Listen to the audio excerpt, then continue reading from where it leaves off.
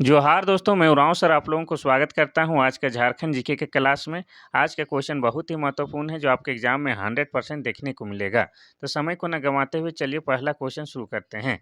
देखिए पहला क्वेश्चन शुरू करने से पहले बता दें आज हम लोग देखेंगे मॉडल प्रैक्टिस सेट 10। इससे पहले हम लोग देखे हैं मॉडल प्रैक्टिस सेट 1 से लेके 9 तक। और जिन लोगों ने नहीं देखा है वो क्या कीजिएगा एक बार ज़रूर देख लीजिएगा, क्योंकि इस मॉडल प्रैक्टिस सेट में हम सिलेक्टेड क्वेश्चन को शामिल किए हैं। और ये क्वेश्चन जो है आपके जो आगामी परीक्षा होने वाला है उसमें हूबहू दिखाई देने की प्रबल संभावनाएँ रखता है। और आपको बता दें कि इस अगस्त महीना में जो है लगातार पर्व त्योहार है, ठीक है? और पर्व त्योहार के चक्कर में जो पड़ा उसका तो पढ़ाई तो चौपट हो जाएगा, ठीक है? इसीलिए पर्व त्योहार को आप स्टूडेंट हैं तो थोड़ा नज़रअंदाज कीजिएगा और पढ़ाई को कंटिन्यू रखिएगा। रिजल्ट उसी का होगा जिन्होंने पढ़ाई को कंटिन्यू रखा है। आप कुछ दिन बाद देखिएगा कि आपका जो पड़ोसी है, दोस्त है, आपका क्लास फ्रेंड है, उसका रिजल्ट हो गया और आपका नहीं, ठीक है? तो बहुत खराब लगेगा। तो उस खराब दिन को ना लगे इसके लिए क्या कीजिए कि बाकी लोग जब बिज़ी है इधर-उधर तो आप लोग कंटिन्यू पढ़ाई को जारी रखिए। हम भी आपके लिए डेली जो है डेली वीडियो प्रोवाइड करने का पूर्ण प्रयास करेंगे, या यूँ कहें कि 100% ही डालेंगे। आप लोग भी हर दिन पढ़िए, ठीक है? थोड़ा लेट से पढ़िए, कम पढ़िए लेकिन पढ़िए ज़रूर, तो आपका रिज़ल्ट पक्का होगा। ऐसे भी झारखंड में क्या है, आपका वैकेंसी का पता ही नहीं चलता है, ठीक है? इसीलिए। चलिए पहला क्वेश्चन देखते हैं। पहला क्वेश्चन कह रहा है कि हुंडू जलप्रपात कहाँ स्थित है? पहला है राजमहल की पहाड़ी, दूसरा है हजारीबाग की पठार, तीसरा है पोराहाट का पठार, चौथा है रांची का पठार।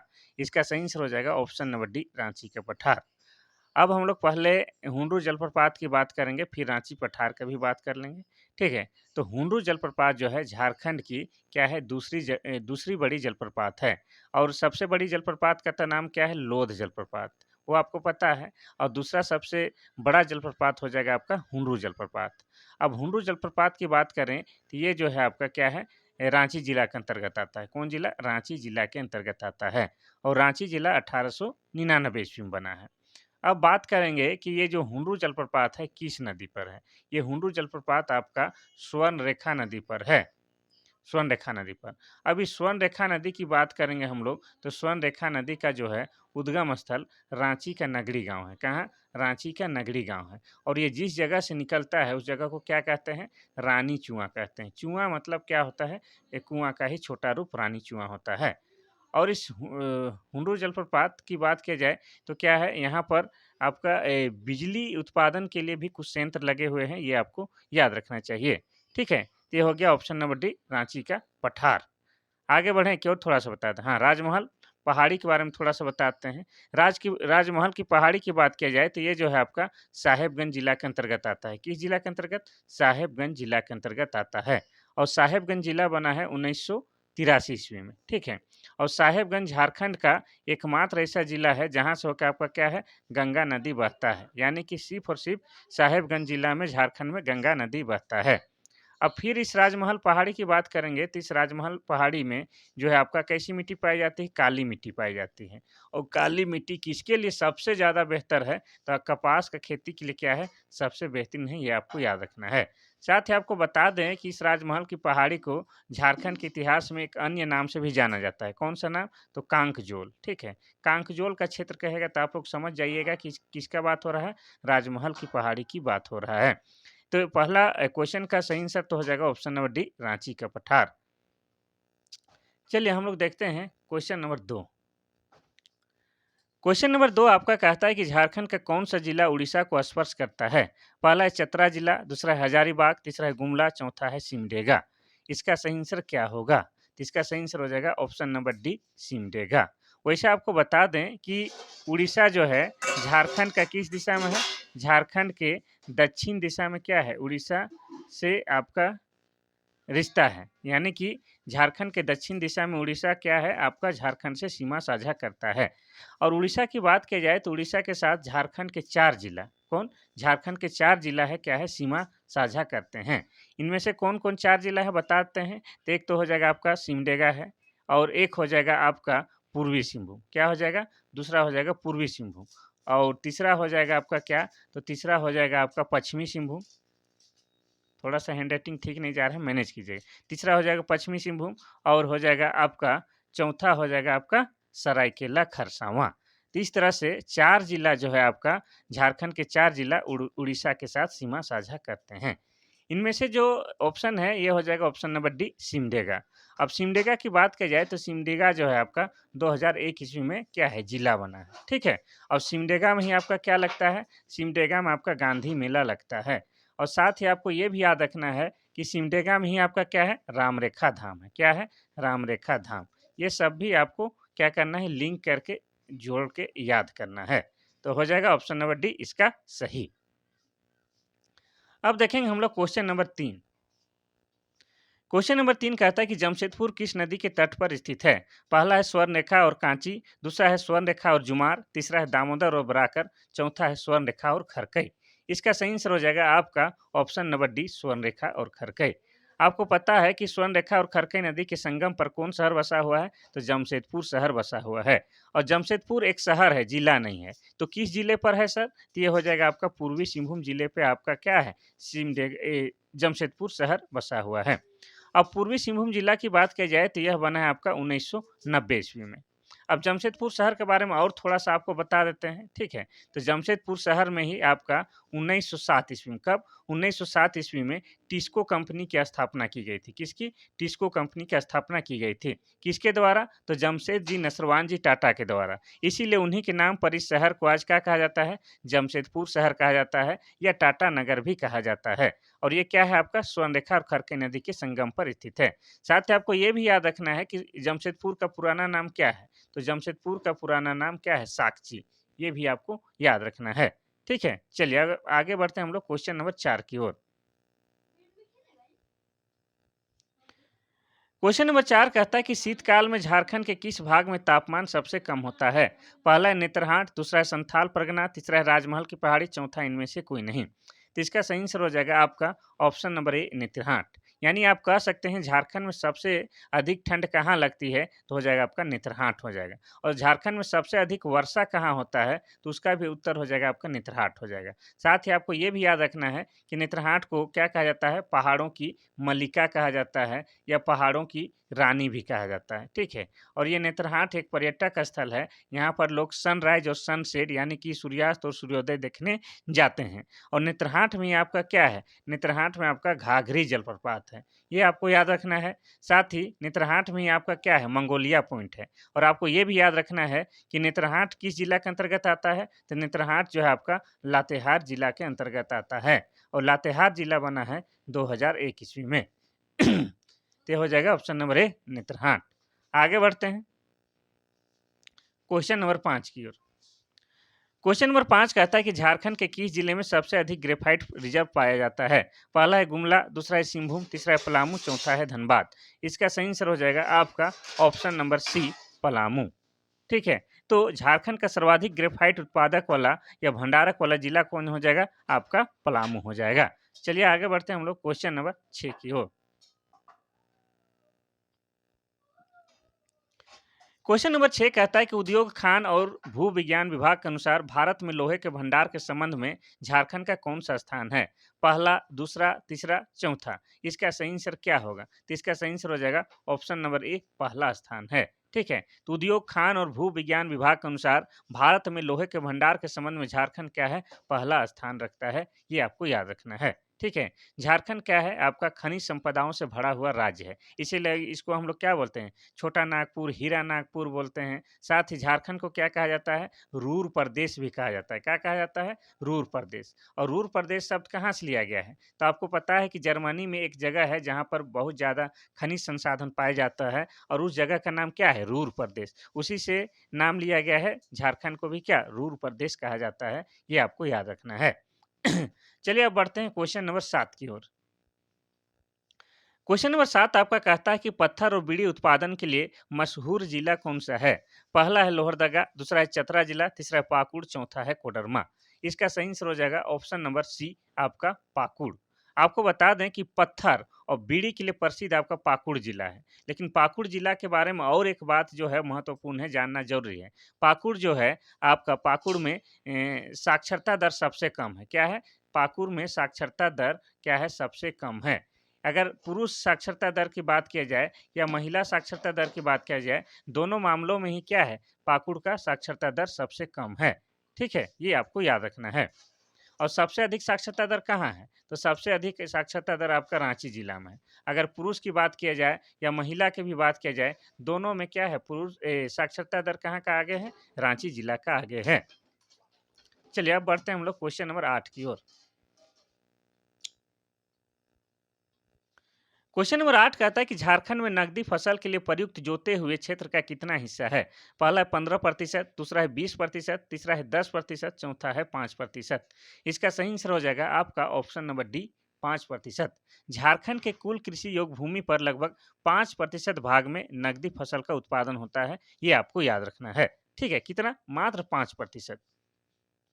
चलिए अब बढ़ते हैं हम लोग क्वेश्चन नंबर 9। तो आप लोग देख रहे होंगे कि क्वेश्चन किस प्रकार से इंपॉर्टेंट लग रहा है। तो ये जो सिलेक्टेड क्वेश्चन है आपके लिए बहुत ही महत्वपूर्ण है। ठीक है, ये इस प्रकार के क्वेश्चन ही आपके एग्जाम में दिखाई देंगे। तो क्या कीजिएगा, एकदम ध्यान से पढ़िएगा। ठीक है, आपको नौकरी पाना है तो सबको ध्यान से पढ़ना जरूरी है। देखिए क्वेश्चन नंबर 9 कहता है कि अंग्रेजों से लोहा लेते हुए शहीद होने वाले छोटा नागपुर क्षेत्र के प्रथम क्रांतिकारी कौन थे? पहला है बिरसा मुंडा, दूसरा है जतरा भगत, तीसरा है रघुनाथ महतो, चौथा है बुधू भगत।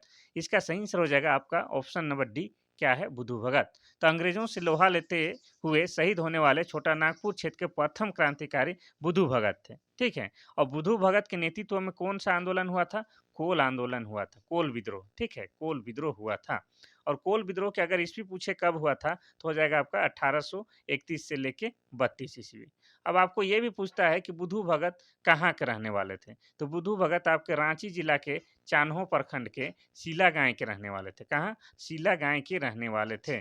और आपके दिमाग में ये भी आ रहा है कि सर इस बुधू भगत का जन्म किस ईस्वी में हुआ था? तो हो जाएगा आपका 1792 ईस्वी में। अब बुधू भगत किस समुदाय से आते थे? कि बुधू भगत जो है आपका उरांव समुदाय से आते थे। कौन? उरांव समुदाय से। और उरांव क्या है? उरांव झारखंड का दूसरी बड़ी जनसंख्या वाली जनजाति है, ये आपको याद रखना है। चलिए अब लोग बढ़ते हैं क्वेश्चन नंबर 10 की ओर। क्वेश्चन नंबर 10 कहता है कि मुंडा आंदोलन का तत्कालिक कारण क्या था? पहला है गैर आदिवासियों का शोषण, दूसरा है 1894 का वन सुरक्षा कानून, तीसरा है भूमि राजस्व का उच्च दर, चौथा इनमें से कोई नहीं। इसका सही आंसर क्या होगा? तो इसका सही आंसर हो जाएगा ऑप्शन नंबर बी, 1894 का वन सुरक्षा कानून। तो मुंडा आंदोलन का तत्कालिक कारण 1894 का छोटा नागपुर वन सुरक्षा कानून था। इस कानून के बनने से यहाँ के आदिवासी निर्वाह के सर्व प्रमुख साधन से वंचित हो गए थे। उनके पास आंदोलन के अलावा कोई दूसरा रास्ता नहीं था। यानी कि 1894 में जब वन सुरक्षा कानून लागू होता है, तो आपको पता है कि आदिवासियों का जीविका का मुख्य साधन क्या है? जंगल है, जंगल जमीन है। और जंगल पर प्रवेश मना ही हो गया। तो क्या इन लोग को अब कैसे रोजगार चलेगा? तो ये लोग क्या है, आंदोलन शुरू कर दिया। तो यही है, क्या है आपका तत्कालिक कारण 1894 का वन सुरक्षा कानून। ठीक है, इस वन सुरक्षा कानून के तहत क्या जंगल को भी सरकारी घोषित कर दिया गया था। यानी कि बिना परमिशन के जंगल में भी घुसना मना हो गया था।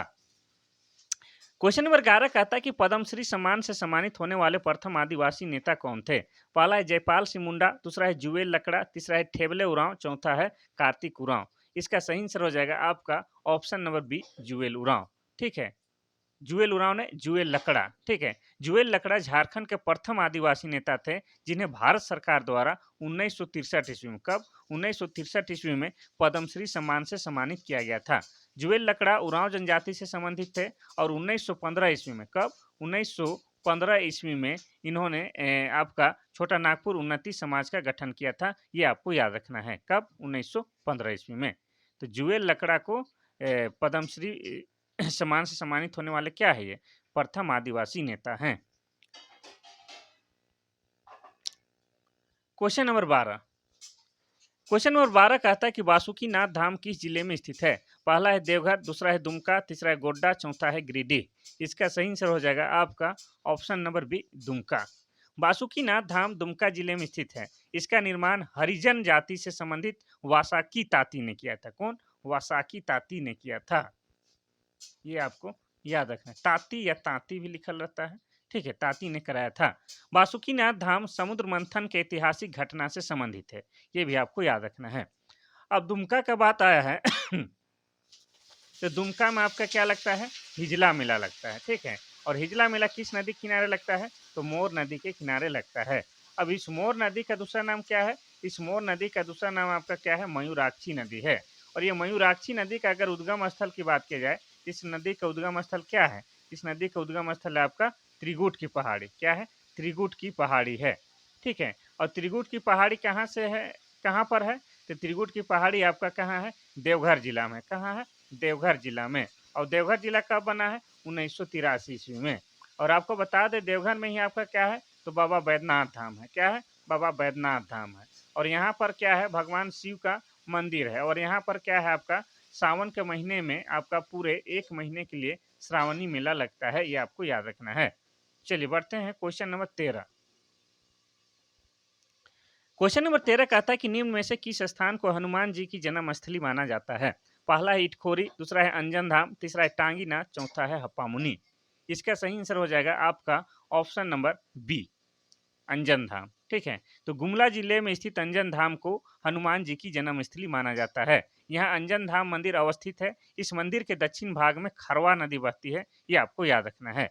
तो अंजन धाम, जैसे आपको पता है कि हनुमान जी यानी कि बजरंगबली की मम्मी का क्या नाम था? अंजनी, ठीक है। तो उन्हीं के नाम से ये जगह का नाम क्या हो गया? अंजन धाम। और ऐसी माना जाता है कि इस जगह क्या है? भगवान हनुमान जी का जन्म हुआ था। और ये अंजन धाम कहाँ है? तो ये आपका हो जाएगा गुमला जिला में। कहाँ है? गुमला जिला में। और गुमला जिला कब बना है? तो गुमला जिला बना है 1983 ईस्वी में। कोई दिक्कत नहीं। चलिए बढ़ते हैं हम लोग क्वेश्चन नंबर 14 की ओर। क्वेश्चन नंबर 14 कहता है कि भारत छोड़ो आंदोलन के दौरान संथाल परगना क्षेत्र में अंग्रेजों के लिए सबसे बड़ा सिरदर्द कौन था? पहला है के गोपालन, दूसरा है प्रफुल्ल चंद्र पटनायक, तीसरा है मोतीलाल केजरीवाल, चौथा है विनोद चंद्र झा।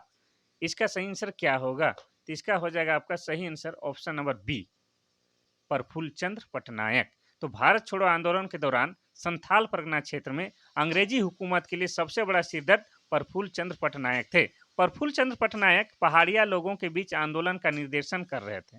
इनके आंदोलन का मुख्यालय क्या था? डांगपारा था, ये आपको याद रखना है, ठीक है। अब यहाँ हम लोग बात करेंगे भारत छोड़ो आंदोलन की। तो भारत छोड़ो आंदोलन 1942 में चल रहा था। और किसके नेतृत्व में? तो हमारे राष्ट्रपिता महात्मा गांधी के नेतृत्व में चल रहा था, ये आपको याद रखना है। अब यहाँ पर बात करेंगे हम लोग संथाल परगना की। तो संथाल परगना क्या है? तो संथाल परगना एक प्रमंडल है। वैसे संथाल परगना प्रमंडल का मुख्यालय क्या हो जाएगा? दुमका हो जाएगा।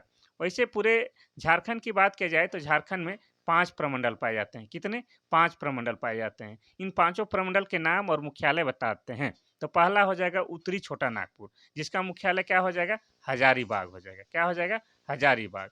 और दूसरा प्रमंडल हो जाएगा आपका क्या? दूसरा प्रमंडल हो जाएगा दक्षिणी छोटा नागपुर, जिसका मुख्यालय हो जाएगा रांची।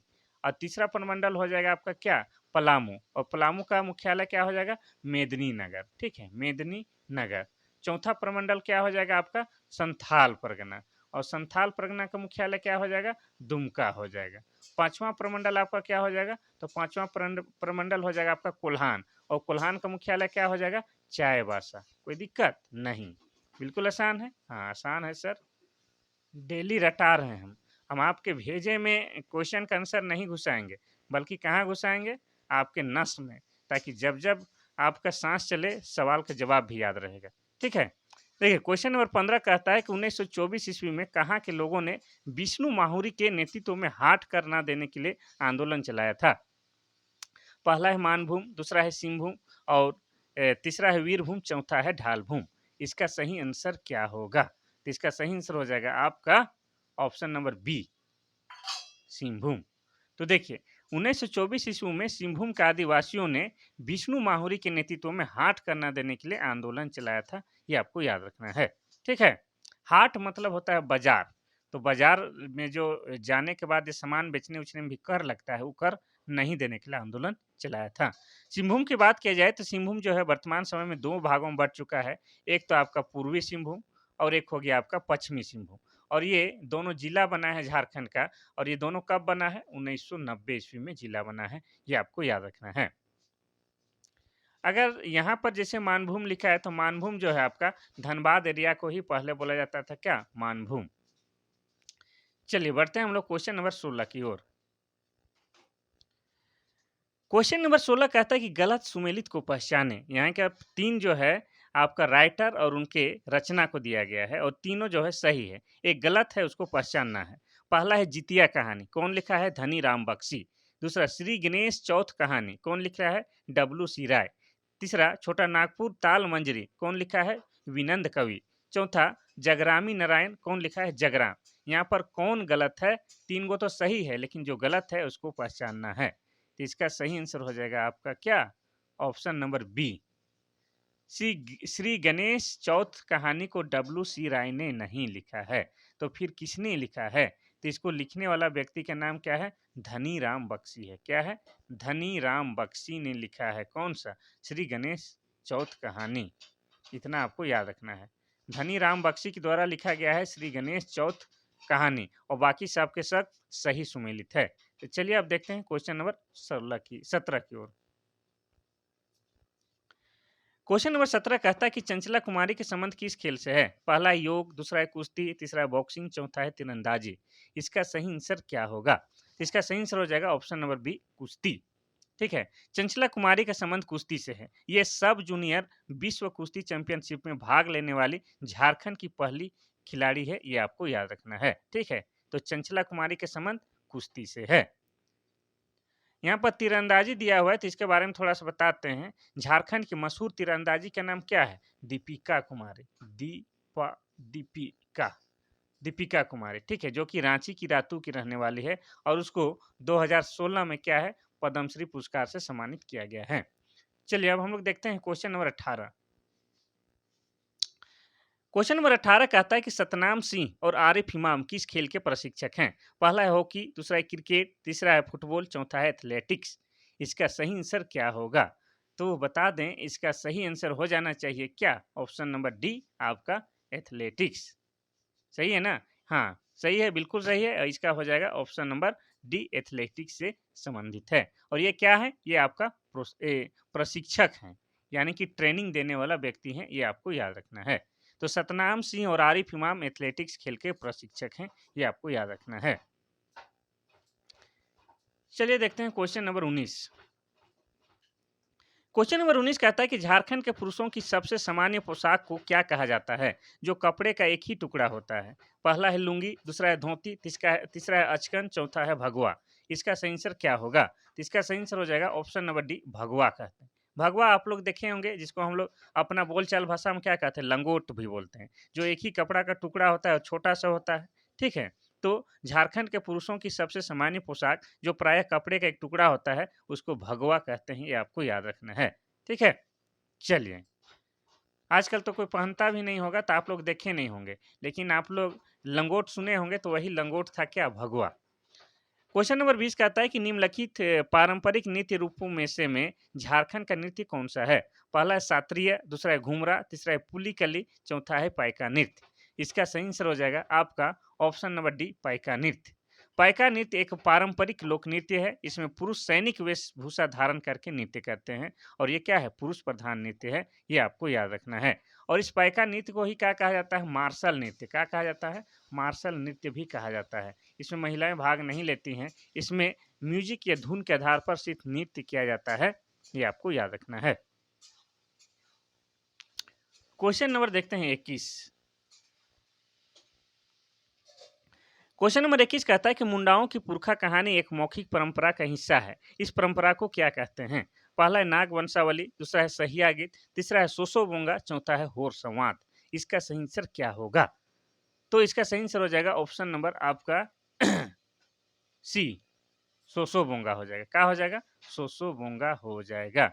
तो मुंडाओं की प्रसिद्ध लोक कथा सोसो बोंगा एक बैलेड के रूप में गढ़ी गई है। ठीक है, ये जो है आपका मौखिक परंपरा है, इसका कोई लिखित प्रमाण नहीं मिलता है। ठीक है, एक पुरखा से दूसरा पुरखा सुनाया जाता है, फिर वो पुरखा अगले पुरखा को बताता है। इस तरह से सुनाया जाने वाला कथा है, जो सिर्फ मुंह जबानी होता है। इसको क्या कहा जाता है? सोसो बोंगा कहा जाता है। अब मुंडाओं की बात की जाए, तो मुंडा जनजाति क्या है? झारखंड की तीसरी बड़ी जनजाति है। और मुंडा जनजाति के लोग कौन सी भाषा बोलते हैं? मुंडारी भाषा बोलते हैं। कौन सा? मुंडारी भाषा। ठीक है, और मुंडारी भाषा जो है आपका आस्ट्रो एशियाटिक भाषा परिवार के अंतर्गत आता है। कौन सा भाषा परिवार के अंतर्गत? आस्ट्रो एशियाटिक भाषा परिवार के अंतर्गत आता है, ये आपको याद रखना है। अब हम लोग देखते हैं क्वेश्चन नंबर 22।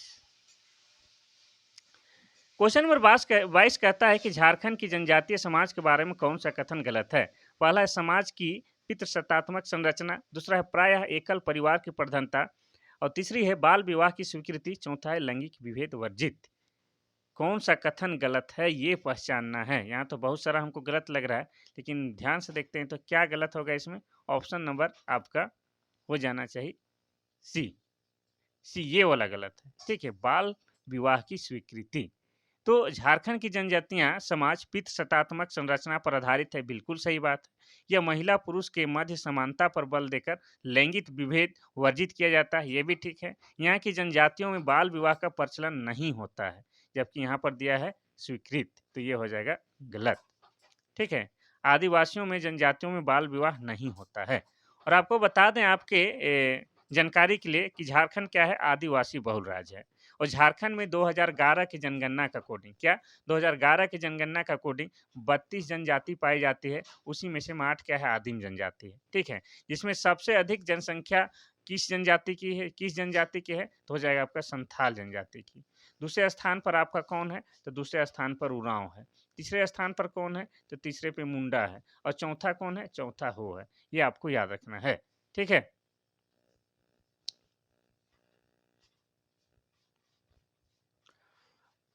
हम 2011 का जनगणना इसीलिए बार-बार बोलते हैं कि बहुत बार जब हम 32 बताएँगे तो जो स्टूडेंट जो है, जो आजकल नया-नया पढ़ रहा है, वो बोलेगा कि सर अब तो हो गया है 33। तो आपको 2011 के जनगणना का अकॉर्डिंग ही या उसके आंकड़ा के अनुसार ही क्वेश्चन पूछे जाएँगे, इसमें कोई डाउट नहीं है, ठीक है? तो आपको जो पूछे जाएँगे उसी में ज़्यादा फोकस करना चाहिए, ठीक है? चलिए, देखिए क्वेश्चन नंबर 23 कहता है कि गलत सुमेलित को पहचानें। पहला है फगुआ गीत, मौसमी गीत है। दूसरा सोहराय गीत त्योहार गीत है। तीसरा है जनाना झूमर गीत नृत्य गीत है। चौथा है झंझाइन गीत मौसमी गीत है। तो यहाँ पर 3 गो बिल्कुल सही मिलान किया गया है, एक गलत है और जो गलत है उसको पहचानना है। तो देखिए कौन गलत है आपको बताते हैं। फगुआ गीत है, मौसमी गीत है, बिल्कुल सही है आपका। सोहराय गीत आपका त्योहार गीत है, बिल्कुल सही है आपका। जनाना झूमर गीत नृत्य गीत है, बिल्कुल सही है। झंझाइन गीत आपका मौसमी गीत है, तो गलत है। झंझाइन गीत जो है आपका संस्कार गीत है। क्या है? संस्कार गीत है, ये आपको याद रखना है। झंझाइन गीत कब गाया जाता है आपको पता है? बच्चे के जन्म पर। कब? बच्चे के जन्म पर आपका झंझाइन गीत गाया जाता है। और आपको बता दें कि ये फगुआ गीत कब गाया जाता है? तो फगुआ गीत जो है होली के समय गाया जाता है। और होली को ही झारखंड में हम लोग झारखंडी लोग क्या बोलते हैं? फगुआ कहते हैं, ठीक है? और वही होली और फगुआ है, उसी में फगुआ गीत गाया जाता है। सोहराय गीत कब गाया जाता है? ये दीपावली के दूसरे दिन जब हम लोग सोहराय पर्व मनाते हैं, जो कि पशुओं से संबंधित त्योहार है। क्या है? पशुओं से संबंधित त्योहार है, उस समय आपका सोहराय गीत गाया जाता है। ठीक है? ये आपको याद करना है। अब देखते हैं क्वेश्चन नंबर 24। क्वेश्चन नंबर 24 कहता है कि झारखंड में विधानसभा सीटों की संख्या कितनी है? पहला है 80, दूसरा है 81, तीसरा है 82, चौथा है 83। इसका सही आंसर हो जाएगा ऑप्शन नंबर बी 81। आपको बता दें कि झारखंड का विधानमंडल कैसा है, तो एक सदनीय है, यानी कि यहाँ पर विधानसभा है, विधान परिषद नहीं है। और झारखंड विधानसभा में 81 सीट होता है। कितना? 81 सीट है। पहले और एक होता था एंग्लो इंडियन सदस्य, तो टोटल हो जाता था 82, लेकिन वर्तमान में 81 है। आपको पता होना चाहिए कि 104वां कितना 104वां संविधान संशोधन के माध्यम से एंग्लो इंडियन वाला जो सदस्य होता था उसको हटा दिया गया है। ठीक है, लोकसभा में आपका 2 गो होता था, विधानसभा में 1 गो, लेकिन अब उसको समाप्त कर दिया गया है 104वां संविधान संशोधन के माध्यम से। अब आपके दिमाग में ये भी आता होगा कि सर एंग्लो इंडियन सदस्य किसको कहते हैं? तो आपको पता है कि अंग्रेज लोग भारत, झारखंड सब पर कब्जा किए हुए थे लगभग 200 साल तक।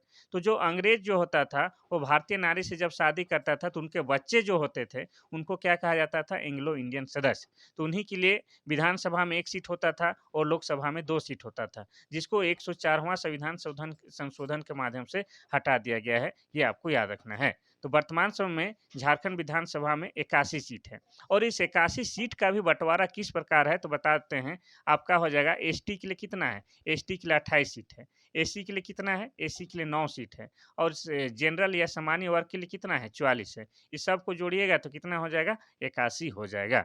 ठीक है, इतना आपको याद रखना है।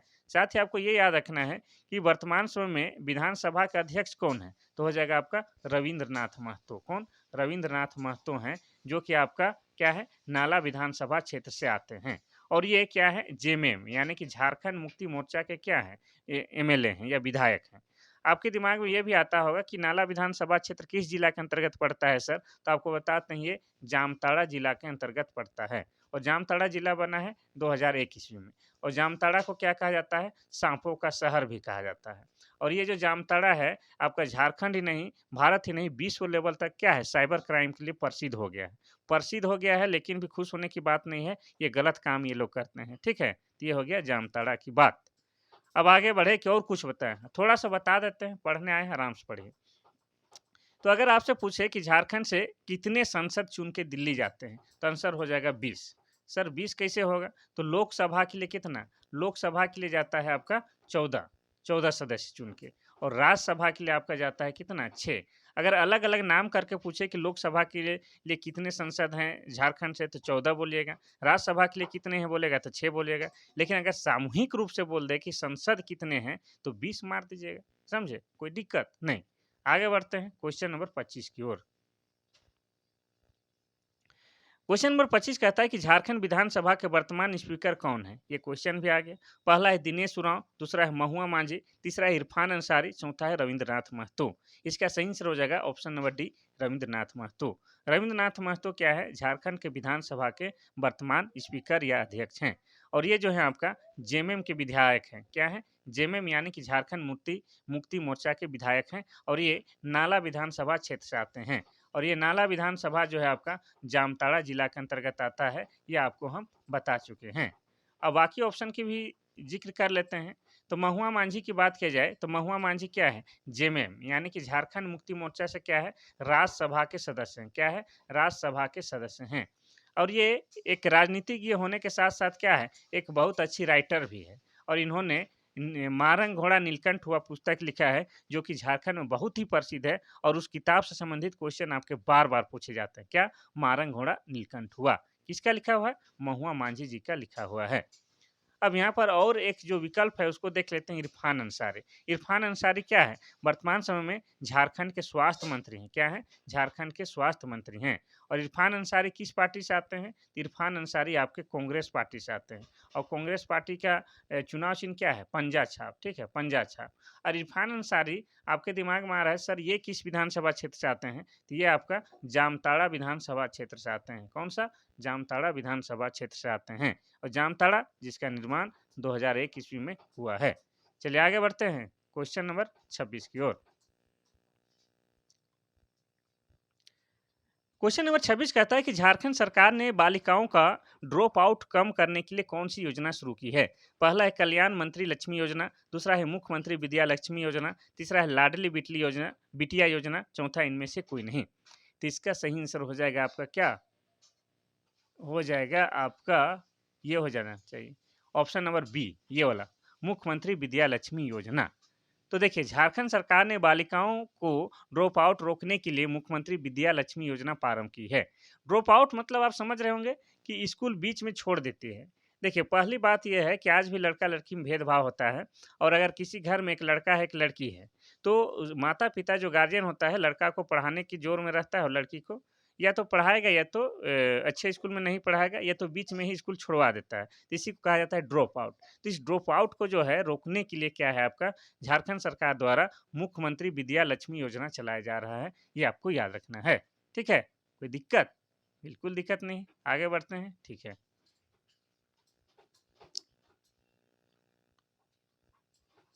क्वेश्चन नंबर 27 कहता है कि मुख्यमंत्री तीर्थ दर्शन योजना के लिए किन दो कंपनियों के बीच करार हुआ है, ठीक है, एमओयू हुआ है। पहला एनटीपीसी तथा टीआरसीसीटीसी, दूसरा है आरसीटीसी तथा जेटीडीसीएल, और तीसरा है टीआरसीटीसी तथा एनटीपीसी, चौथा इनमें से कोई नहीं। बड़ा गजब का लगा होगा आपको कि सर इंग्लिश बोल रहे हैं, अरे इंग्लिश नहीं बोल रहे हैं, कंपनी का नाम है, ठीक है। तो देख लीजिएगा, इसका फुल फॉर्म अभी बताएंगे तो शाम से सुबह हो जाएगा। तो इसीलिए इसको सीधे आंसर बताते हैं। तो इसका आंसर क्या हो जाएगा, इसका हो जाएगा ऑप्शन नंबर बी, आईआरसीटीसी तथा जेटीडीसीएल के द्वारा करार किया गया है तीर्थ दर्शन योजना के लिए। इतना तो याद रहेगा, ठीक है। तो मुख्यमंत्री तीर्थ दर्शन योजना के लिए आईआरसीटीसी तथा आपका जेटीडीसीएल कंपनियों के बीच करार हुआ है। चलिए बढ़ते हैं क्वेश्चन नंबर 28 की ओर। क्वेश्चन नंबर 28 कहता है कि उरांव गांव का प्रधान कौन होता है? पहला है पाहन, दूसरा है महतो, तीसरा है मांझी, चौथा है बैगा। इसका सही आंसर क्या होगा? ठीक है, तो इसका हो जाएगा ऑप्शन नंबर सी, मांझी होगा। ठीक है, मांझी। तो पाहन और महतो उरांव गांव के दो प्रमुख अधिकारी होते हैं। पाहन पाहन खूंट का और महतो महतो खूंट का होता है। उरांव की पारंपरिक शासन व्यवस्था को पढ़ा पंचायत के नाम से भी जाना जाता है, ये आपको याद रखना है। अब उरांव जनजाति की बात की जाए तो उरांव जनजाति क्या है? झारखंड की दूसरी बड़ी जनजाति है। इनकी भाषा क्या है? इनकी भाषा कुड़ुक है। इसीलिए ये लोग स्वयं को कुड़ुक कहलाना भी पसंद करते हैं। और कुड़ुक भाषा को लिखने के लिए कौन सा लिपि प्रयोग किया जाता है? तो तोलोंग सिक्की लिपि प्रयोग किया जाता है।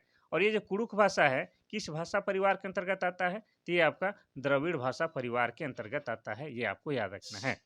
और उरांव जनजाति का जो है आपका सर्व प्रमुख देवता का नाम क्या है? धर्मेश है। क्या है? धर्मेश है।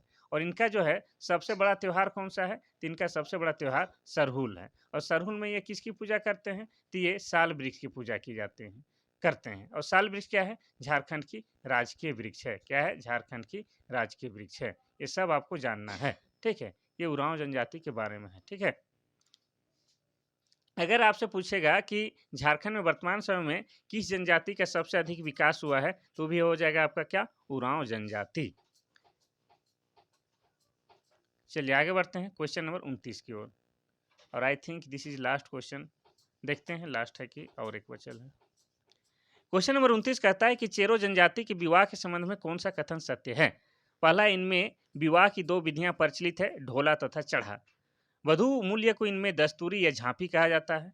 और तीसरा है चेरो विवाह बिल्कुल हिंदू विवाह की तरह होता है। चौथा, उपर्युक्त सभी सही है। तो क्या हो जाएगा?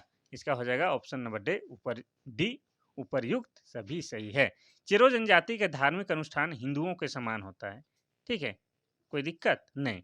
इसीलिए जो सारा कुछ उनसे मिलता जुलता है। और ये जो है चेरो जनजाति है, चेरो जनजाति के पंचायत को क्या कहा जाता है? भैयारी। ये भी आपको याद रखना है। भैयारी चेरो जनजाति के पंचायत को कहा जाता है। और आपको बता दें कि चेरो राजा जिसका नाम क्या था? मेदनी राय।